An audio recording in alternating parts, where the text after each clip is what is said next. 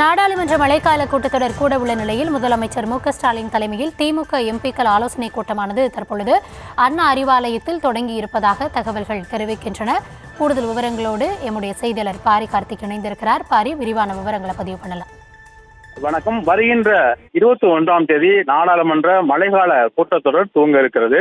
இதற்காக ஒவ்வொரு கட்சிகளும் தங்களுடைய எம்பியுடன் ஆலோசனை மேற்கொண்டு வருகிறார்கள். அதன் அடிப்படையில் தற்போது அண்ணா அறிவாலயத்தில் திமுக தலைவரும் தமிழ்நாடு முதலமைச்சருமான திரு மு.க.ஸ்டாலின் அவர்கள் தலைமையில் திமுக எம்பிக்களுடனான அந்த ஆலோசனை கூட்டம் நடைபெற்று வருகிறது. இந்த ஆலோசனை கூட்டத்தில் திமுக எம்பிக்கள் எவ்வாறு செயல்பட வேண்டும், எந்தெந்த பிரச்சனைகளுக்காக குரல் கொடுக்க வேண்டும் உள்ளிட்டவையெல்லாம் விரிவாக விவாதிக்கப்பட இருக்கிறது.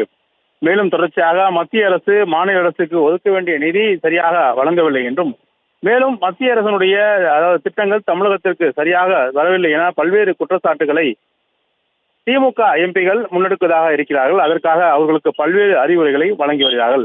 அது மட்டுமல்லாது இந்தியா கூட்டணியை சேர்ந்த எம்பிகளுடன் எவ்வாறு ஒருங்கிணைந்து நாடாளுமன்றத்தில் குரல் எழுப்புவது, ஒருவருக்கொருவர் அதாவது இங்கு இருக்கக்கூடிய மூத்த உறுப்பினர்களுடைய வழிகாட்டத்தோடு புதிதாக பொறுப்பேற்றிருக்கக்கூடிய உறுப்பினர்கள் எவ்வாறு செயல்படுவது உள்ளிட்ட விஷயங்களையும் முதலமைச்சர்கள் அவர்களுக்கு எடுத்துக் கொள்வார். அது மட்டுமல்ல, மாநில உரிமைகளை பாதுகாக்க பல்வேறு விஷயங்களை இந்த முறை திமுக நாடாளுமன்றத்தில் மசோதா கொண்டு வர இருக்கிறது. எனவே அது குறித்தும் முதலமைச்சர் அவர்கள் விரிவாக அவர்களிடம் பேசி வருகிறார். குறிப்பாக பல்வேறு விவாதங்களை மத்திய அரசுக்கு பல்வேறு நெருக்கடிகளை கொடுக்கும் பல்வேறு விவாதங்களை திமுக முன்னெடுக்க இருக்கிறது. அதற்கான கூட்டம் தற்போது அறிவாலயத்தில் நடைபெற்று வருகிறது.